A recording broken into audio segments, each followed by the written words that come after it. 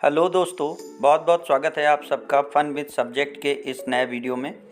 आज हम समावेशी शिक्षा के यूनिट 2 पार्ट पर चर्चा करेंगे। समावेशी शिक्षा के पार्ट 1 पर हम अपने वीडियोस आप तक पहुंचा चुके हैं। आपसे आशा करता हूं कि आप उन्हें देख चुके होंगे। अगर आप उन्हें देखना चाहते हैं तो मैं लिंक डिस्क्रिप्शन बॉक्स में दे दूंगा। दोस्तों, इंक्लूसिव एजुकेशन समावेशी शिक्षा एक नया कॉन्सेप्ट है जो वर्तमान समय में हमारे लिए एक चुनौती बन चुका है। समावेशी शिक्षा के तहत हम उन बच्चों की शिक्षा का विशेष प्रयास करते हैं जिन बच्चों की शिक्षा सामान्य स्तरों पर संभव नहीं हो पाती है। उसके लिए वो किसी अक्षमता से ग्रसित हैं या उनके पास किसी कमी को पाया जाता है। तो समावेशी शिक्षा के यूनिट 2 में हम उनकी समस्या का अध्ययन करेंगे और उसके लिए कैसे दूर कर सकते हैं इसका प्रयास करेंगे। यूनिट 2 में हम समझेंगे कि सामाजिक तौर पर वंचित बच्चों का समावेशन कैसे किया जाता है। इसके लिए ज़रूरी होगा कि हम पहले ये जानने की कोशिश करेंगे कि समावेशित शिक्षा में वंचित बच्चे कौन हैं। इस वंचित शब्द को हम सोशली डिसएडवांटेज्ड कहते हैं। इसको हम हाशियाकरण भी कहते हैं। दूसरे स्तर पर हम इस बात की चर्चा करेंगे कि अनुसूचित जाति, पिछड़ा वर्ग, अनुसूचित जनजाति, अल्पसंख्यक, बालिका और मलिन बस्ती में रहने वाले बच्चों की शिक्षा व्यवस्था कैसे की जाए जिससे कि उनका सामान्य शिक्षा में समावेशन हो सके। तीसरे स्तर पर हम चर्चा करेंगे सामाजिक तौर पर वंचित बच्चों की क्या क्या चुनौतियां हैं और उनके साथ क्या समस्याएं हैं जिनको कि वो अपने साथ महसूस करते हैं। तो इस तरीके से पहली स्तर पर देखते हैं कि सामाजिक तौर पर वंचित बच्चों का समावेशन कैसे किया जाए। Inclusion is about increasing participation of all children, adults and while removing exclusion, discrimination, barriers, learning and participation. सामाजिक तौर पर बच्चों के अक्षमताओं को, उनके अवरोधों को दूर करके सामान्य शिक्षा में उनकी सहभागिता को बढ़ाना समावेशन कहलाता है।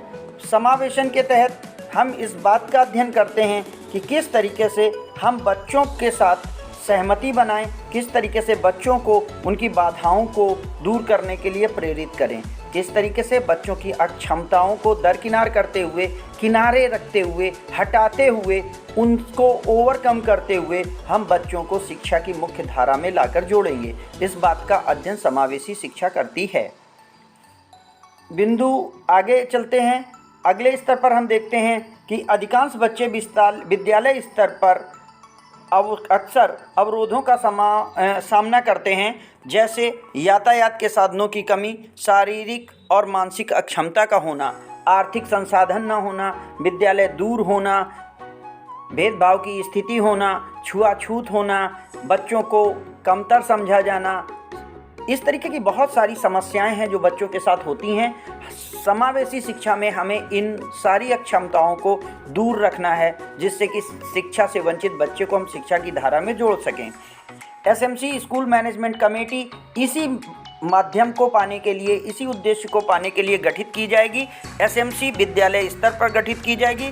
विद्यालय व्यवस्था समिति का यह दायित्व होगा कि वह ऐसे बच्चों को चिन्हित करे और उनकी समस्या को ओवरकम करते हुए उन्हें शिक्षा की विशेष धारा में जोड़ने का प्रयास करे। शिक्षा सभी के लिए हो, यह एसएमसी प्रयास करेगी। Formation of SMC for the inclusion of the disadvantaged children. जो विद्यालय प्रबंध समिति विद्यालय स्तर पर बनाई जाएगी वो कैसे काम करेगी, उस एसएमसी में कौन कौन होगा, इस विषय पर भी चर्चा करना आवश्यक है। ये आपके बहुविकल्पीय प्रश्नों पर बात आ सकती है। क्वेश्चन पूछा जा सकता है कि एसएमसी में कितने % कौन होगा। तो 75% of total members will be the guardian of the children reading in that school. वो सारे अभिभावक जिनके बच्चे उसी विद्यालय में पढ़ रहे हैं। 75% अभिभावक वो होंगे। 1/3 सदस्य एसएमसी के लोकल अथॉरिटीज़ द्वारा नामित किए जाएंगे। 1/3 सदस्य विद्यालय के स्कूल टीचर होंगे। 1/3 सदस्य वो एजुकेशनिस्ट होंगे या चिल्ड्रन बच्चों के साथ काम करने वाले वो लोग होंगे जिनको कि पेरेंट्स नामित करेंगे। 50% एसएमसी में महिलाएं होंगी। Main function of school and management committee ये क्या करेगी, इसका काम क्या होगा, तो देखेंगे। पहले स्तर पर प्रिपेयरिंग स्कूल डेवलपमेंट प्रोग्राम, ये एसपीडी का डेवलपमेंट करेगी, बनाएगी कि एसपीडी क्या होगी, कैसे चलेगा। Bringing out children to the school, समाज में अवरोध महसूस कर रहे बच्चों को अवरोधों को हटाते हुए या उनके साथ समायोजन करते हुए बच्चों को विद्यालय तक लाने का कार्य करेगी। विद्यालय की व्यवस्था को, बेसिक आधारभूत संरचनाओं को, ज़रूरतों को पूरा करने का प्रयास करवाएगी। इस बात की पूरी तरीके से व्यवस्था करेगी एसएमसी कि किसी बच्चे को शारीरिक या मानसिक तौर पर कोई पनिशमेंट या दंड न दिया जाए। पैसे की व्यवस्था लोकल बॉडीज़ के माध्यम से करवाया जाना। एजुकेशन सिस्टम को मॉनिटर करना, मिड डे मील की व्यवस्था को चेक करना, हेल्दी सोशल इन्वायरमेंट बनाना। एसएमसी वर्क करेगी कि बच्चों के और अभिभावकों के बीच में समायोजन करके विद्यालय तक उन्हें पहुंचाया जा सके। बेसिक एमेनिटीज़, क्या मूलभूत सुविधाएं होंगी जिनको कि एसएमसी देखेगी, जिनको विद्यालय स्तर पर उपलब्ध कराने का प्रयास एसएमसी करेगी। ऐसी आवश्यकताओं में, ऐसी संरचनाओं में पहली चीज़ है जिसमें बच्चों को बेसिक लेवल पर सारे फंडामेंटल सपोर्ट अवेलेबल होने चाहिए। क्लासरूम की पर्याप्त व्यवस्था होनी चाहिए, बैठने की सारी व्यवस्था करनी होगी। Separate toilets for girls and boys बनवाने होंगे। Safe and clean drinking water उपलब्ध कराना।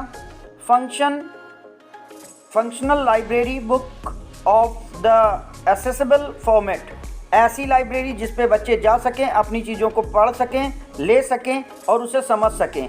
खेलने के पर्याप्त संसाधन उपलब्ध कराना और पर्याप्त टीचर उपलब्ध हैं और वो प्रॉपर काम कर रहे हैं, इस बात की देखरेख करना एसएमसी का काम होगा। Moral thinking of the teacher, क्या सोच होनी चाहिए समावेशी शिक्षा के अध्यापक की, किस तरीके से समावेशी शिक्षा का अध्यापक ये सोचकर चलेगा कि हर बच्चे को सिखाया जा सकता है। तो पहली चीज़, पहली सोच, पहली थिंकिंग जिसे कि अध्यापक रखे वो ये होगी कि अक्षमता का आशय अयोग्यता नहीं है। अगर कोई बच्चा अक्षम है इसका मतलब ये नहीं है कि वो अयोग्य है। अक्षमता युक्त बच्चों के अभिभावकों और अध्यापक के सहयोग से निर्देशन को उतनी आवश्यकता है जितनी कि एक सामान्य बच्चे को। मीन्स अक्षम बच्चे को भी अक्षमता युक्त बच्चे को भी उतनी ही आवश्यकता है जितनी कि एक सामान्य बच्चे को। यानी अक्षमता युक्त बच्चा एक समस्या नहीं है, इस बात को समझना होगा। अक्षमता से युक्त बच्चा सही निर्देशन के साथ, सहयोग के साथ कुछ समय में एक सामान्य बच्चे की तरीके सीख सकता है। ये सोच एक अध्यापक को रखनी होगी। आगे, अक्षमता वाले हर बच्चे की पहचान की जानी चाहिए और उसे सकारात्मक वातावरण में सीखने के अवसर प्रदान करने चाहिए या प्रदान करने होंगे। एसएमसी इस बात को ध्यान देगी और विद्यालय प्रबंध समिति प्लस विद्यालय लेवल पर जितने भी लोग काम कर रहे होंगे उनका ये प्रयास होगा कि उनके क्षेत्र में सारे बच्चों को चिन्हित करके उन्हें विद्यालय की मुख्य धारा में या शिक्षा की मुख्य धारा में जोड़ने का प्रयास करें।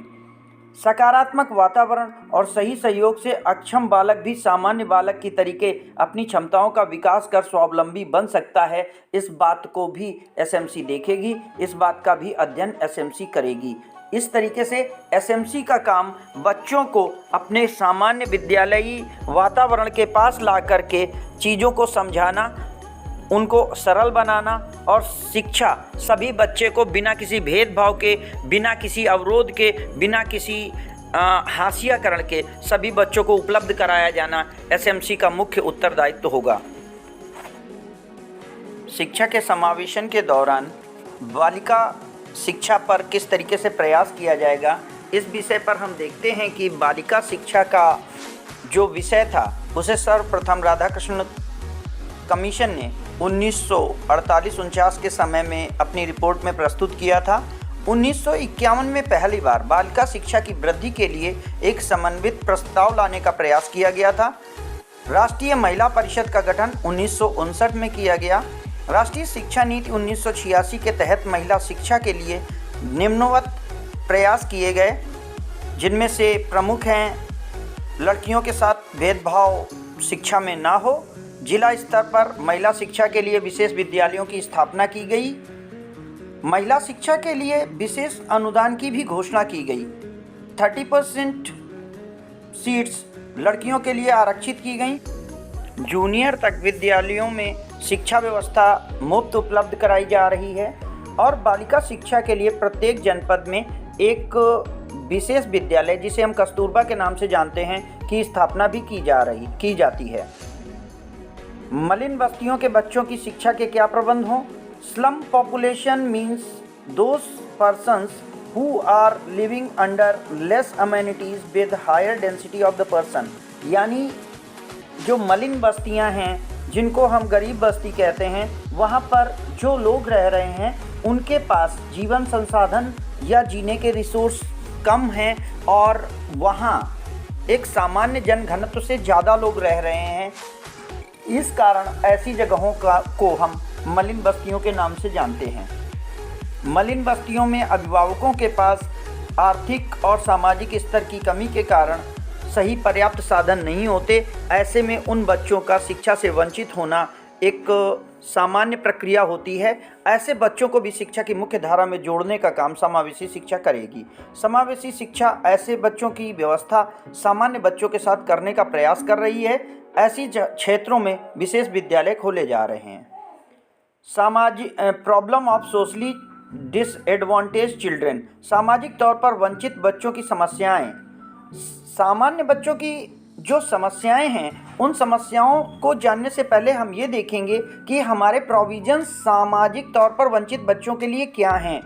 तो राज्य के नीति निर्देशक तत्वों के अनुसार भारतीय संविधान की अनुच्छेद 45 के तहत सरकार का प्रथम दायित्व होगा कि वो सामाजिक और आर्थिक तौर पर पिछड़े बच्चों की शिक्षा व्यवस्था स्वयं कराए। अनुच्छेद 340, 41, 42 के तहत अनुसूचित जात और अनुसूचित जनजाति के बच्चों को सामाजिक तौर पर पिछड़ी स्तर पर रखा गया है। ऐसे बच्चों की शिक्षा की व्यवस्था करना समावेशी शिक्षा का प्रमुख उद्देश्य है, जिससे कि वो भी शिक्षा के स्तर को पा सकें। सामाजिक तौर पर वंचित बच्चों की क्या समस्याएं हैं, इसके तहत नेक्स्ट स्लाइड में देखते हैं। लैकनेस ऑफ द प्रॉपर मोटिवेशन, ऐसे बच्चों को पर्याप्त प्रेरणा नहीं मिल पाती। लेस रिसोर्स उनके पास अवेलेबल होते हैं, बच्चों के पास पर्याप्त संसाधन नहीं होते हैं। सोशल स्तर पर, स्कूल स्तर पर उनके साथ भेदभाव, डिस्क्रिमिनेशन होता है। उनका मानसिक डेवलपमेंट सही नहीं होता है क्योंकि उनका एटमॉस्फेयर उस तरीके का नहीं रहता। लेस कॉग्निटिव डेवलपमेंट, बच्चों को बाहरी जीवन से संबंध कम होने के कारण सही पहचान नहीं होती है। Less education atmosphere, education atmosphere उनके परिवार का सही नहीं होता है। लो कॉन्फिडेंस लेवल, ऐसे बच्चों की आत्मविश्वास की क्षमता कम होती है। लैकनेस ऑफ इकोनॉमिक रिसोर्सेज, ऐसे बच्चों के पास आर्थिक संसाधनों की भी कमी रहती है। तो ऐसे समय में इन सारे बच्चों को हम वंचित वर्ग में रखते हैं। समावेशी शिक्षा इन सारे बच्चों को मुख्य धारा से जोड़ने का प्रयास करेगी।